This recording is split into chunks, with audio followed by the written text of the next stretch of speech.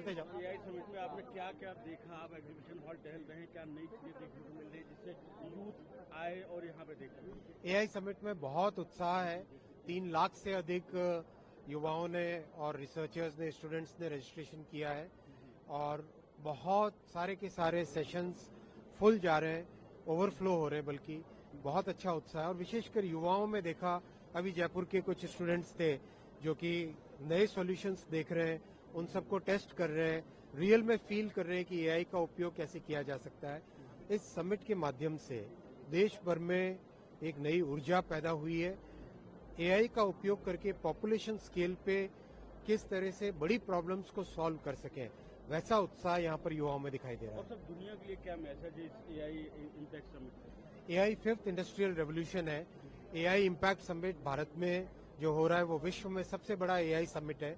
इस AI summit में देश भर से, दुनिया भर से सभी heads of government, heads of state और इंडस्ट्री के जितने लीडर्स हैं वो सब यहाँ पर उपस्थित है। किस तरह से हम एआई का उपयोग इकोनॉमी में, सोसाइटी में बड़ी प्रॉब्लम्स को सॉल्व करने के लिए कर सकें और एआई के जो हार्म्स हैं उनको हम कैसे रोक सकें, इन दोनों को बैलेंस करके इस नई टेक्नोलॉजी को आगे बढ़ाना है। कई ग्लोबल सीईओज आए हुए हैं, आप मिल भी रहे हैं उनसे, किस तरह का इंटरेस्ट दिखा रहे हैं वो इंडिया में? बहुत 2 तरह का इंटरेस्ट है। सबसे पहला इंटरेस्ट है इन्वेस्टमेंट का। करीब $200 बिलियन से ज्यादा इन्वेस्टमेंट की एक्सपेक्टेशन है ओवर नेक्स्ट 2 इयर्स। और वीसी डीप टेक में फंडिंग का बहुत बड़ा इंटरेस्ट है। और तीसरा जो भारत की इनोवेटिवनेस है और जो भारत का डिजिटल पब्लिक इंफ्रास्ट्रक्चर है, उसके कारण, डिजिटल पब्लिक इंफ्रास्ट्रक्चर के कारण देश में एक बहुत अच्छा, माननीय प्रधानमंत्री जी के नेतृत्व में एक टेक्नोलॉजी का फ्रेमवर्क बन चुका है। उस फ्रेमवर्क के कारण भारत में एआई के डिफ्यूजन को और तेजी से आगे बढ़ाया जा सकता है, ऐसा सभी का मानना है। Only one question in English. What are the how global CEOs are showing their interest in India?